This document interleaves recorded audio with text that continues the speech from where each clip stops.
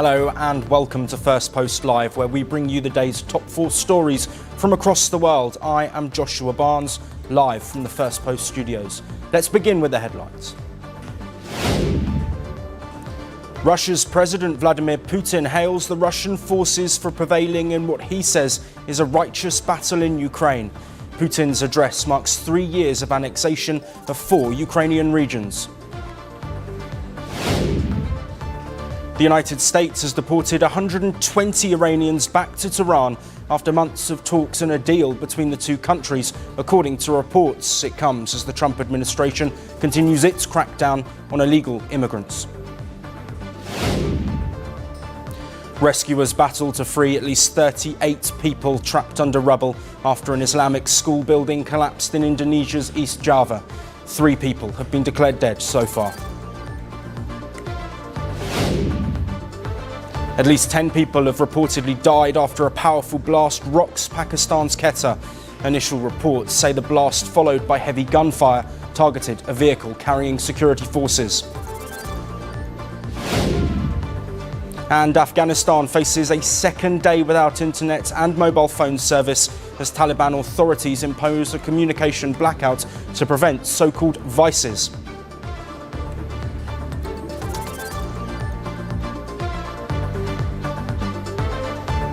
We begin with a major development out of Washington, D.C.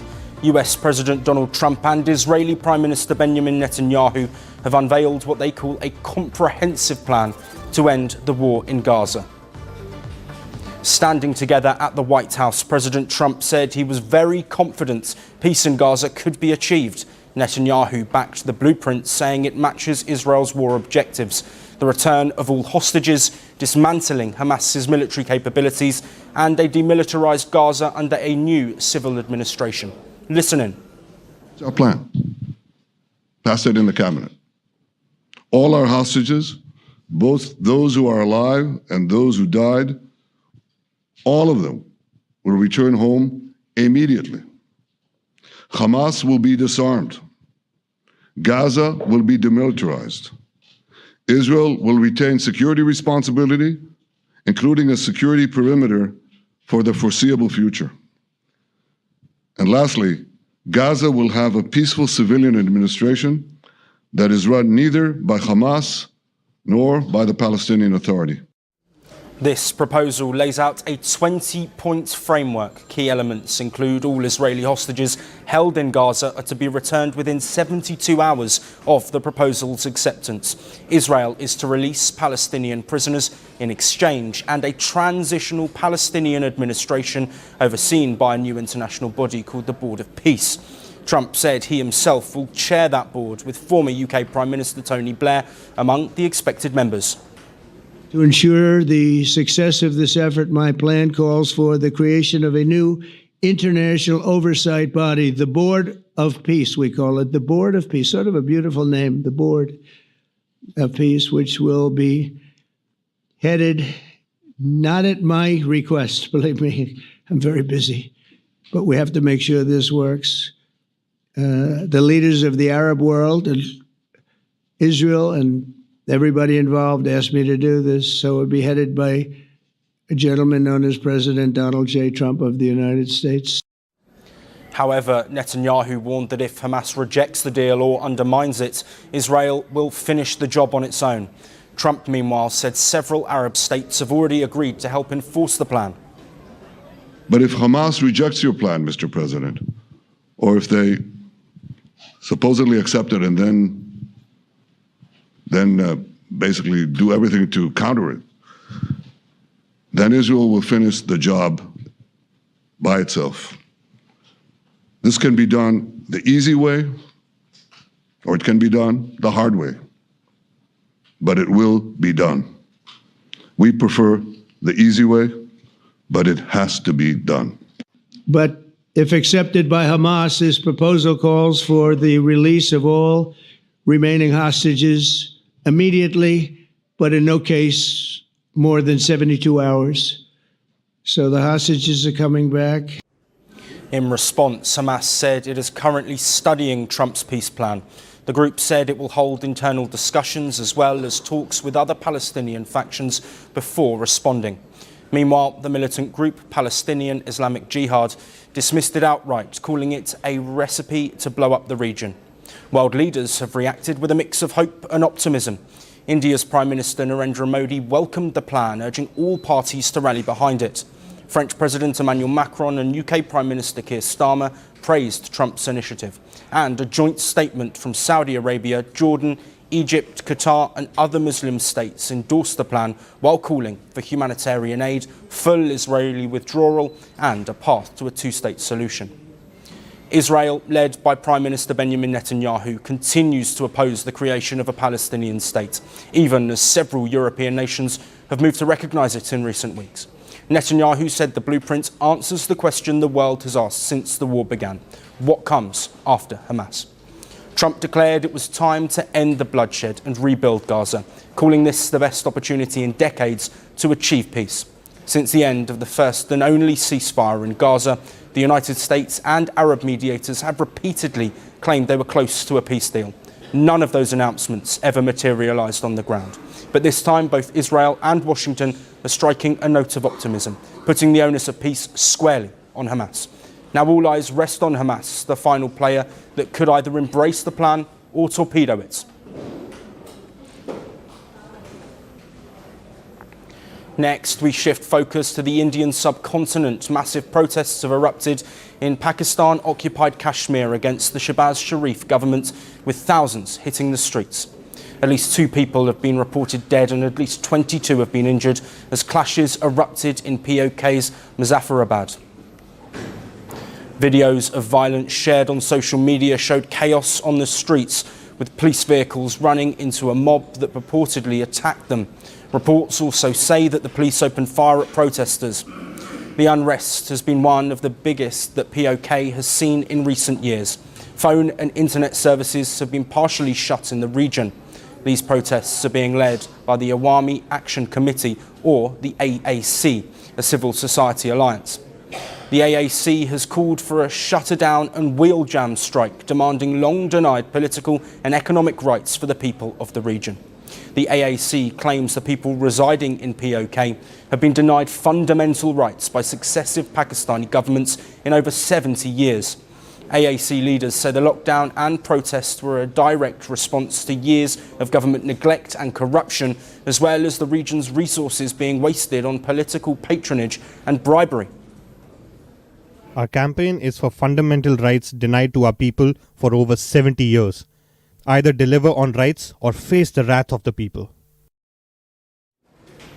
While the protests in Muzaffarabad saw widespread support among lawyers and other civil society organisations who backed the shutdown. They also spread to other districts in POK, including Mirpur, Kotli, Neelam and Poonch. The unrest came in the wake of a recent collapse of talks between the AAC, the Pakistani government and the POK administration. The talks were called off after the AAC refused to compromise on abolishing elite privileges and refugee seats. Locals say Islamabad treats POK as a colony rather than as a representative region. The protesters have a long list of demands, 38 to be exact. This includes subsidised flour, fairer power tariffs and recognition of hydropower plants. Their key demand, however, is the abolition of 12 seats in the POK Assembly, reserved for Kashmiri refugees living in Pakistan, which locals say undermines local representation and allows Islamabad undue control over POK's politics. The protesters say the shutdown was only Plan A and that more severe steps will follow if their demands are ignored. In response to the agitation, the Shehbaz Sharif government deployed armed convoys in the region, with thousands of troops brought in from the Punjab province. Reports say an additional 1,000 police personnel were also sent from Islamabad. The deaths have further enraged the local communities, who were already on edge over several issues, including an increase in terror attacks in recent years. Increased terrorist activity also follows banned groups like Jaish-e-Mohammed moving into the area to establish new bases after India's Operation Sindoor. Monday's protests in POK were not the first in the region. Pakistan-occupied Kashmir has long been a hotbed of unrest, with locals alleging years of neglect and systematic corruption. In May last year, the region witnessed several protests and shutdowns over same demands. Back in 2022, there were massive demonstrations in the region against the Pakistan government's plan to fix the constitutional status of the occupied territory. India has maintained that these agitations in the POK are a natural consequence of Islamabad's continued policy of systematic plundering of resources from the region. That remains under Pakistan's forcible and illegal occupation. Reports say the latest protests have put Pakistan's Prime Minister Shehbaz Sharif and his government in a tough spot. The Pakistan government fears these protests could escalate into wider demands for freedom. Is this the beginning of a storm that Pakistan fears the most? Next, we move to a big development coming out of Canada.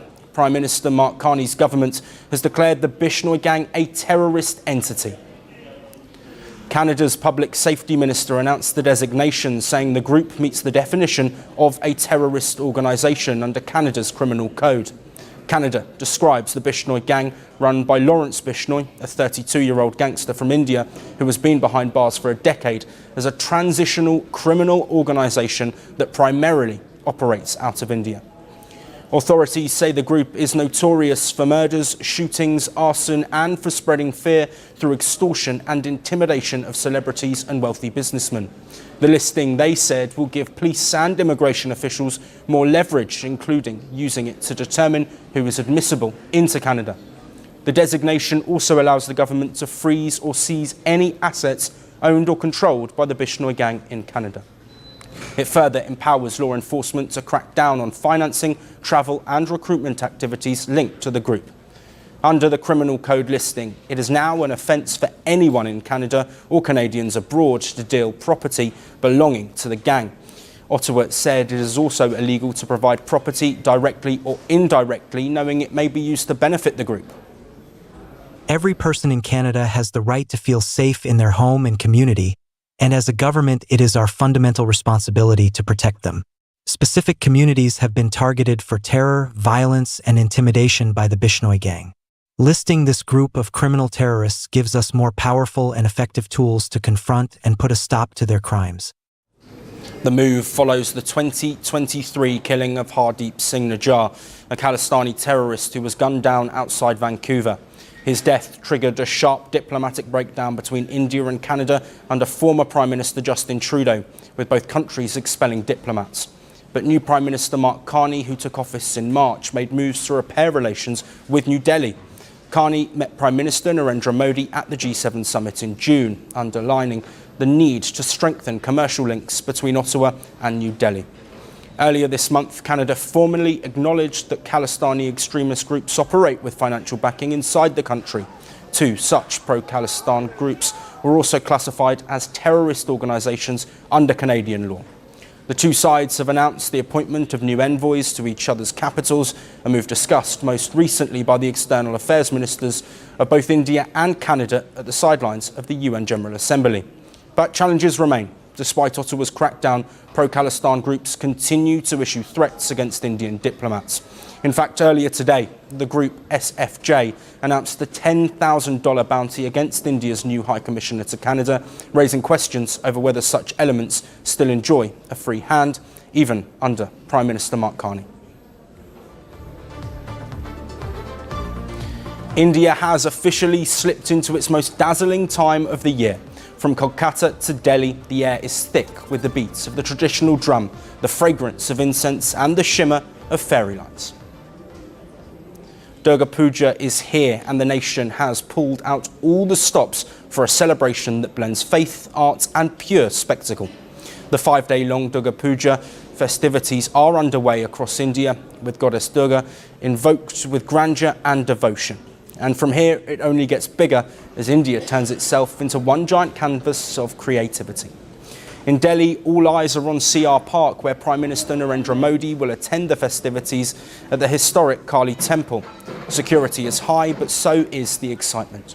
And in the same neighbourhood, one community is celebrating its Golden Jubilee Puja with a theme that goes back to its roots. Literally, the idol of Durga has been crafted from soil collected from 9 sacred spots across the country.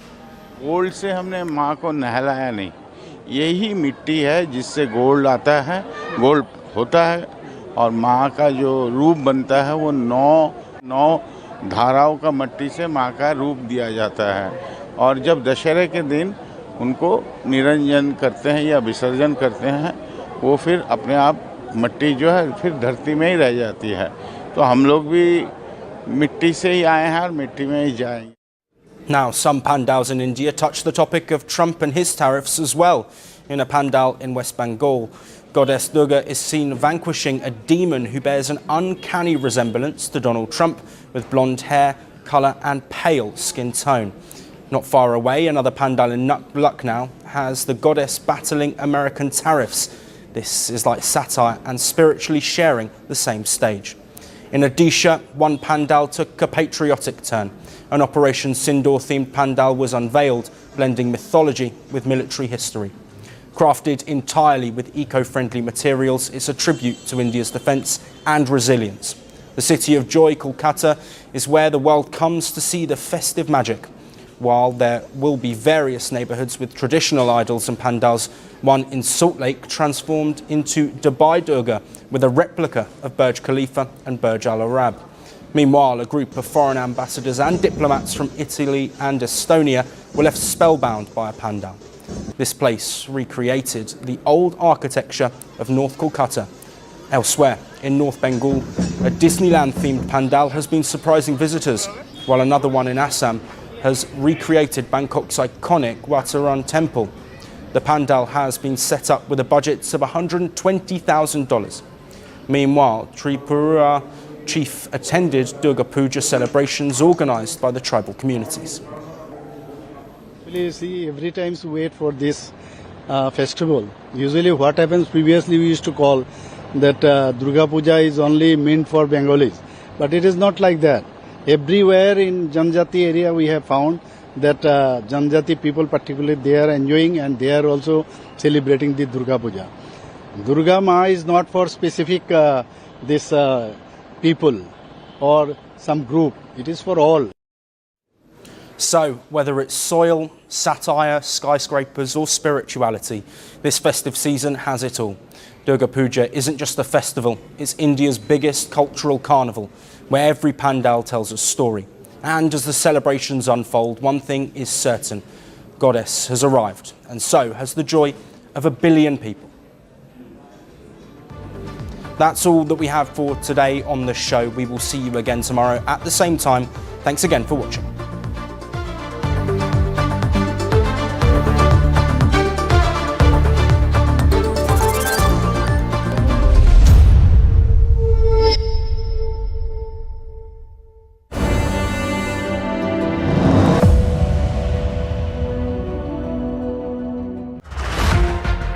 Excellencies, we have won the war. Having a neighbor that is an epicenter of global terrorism.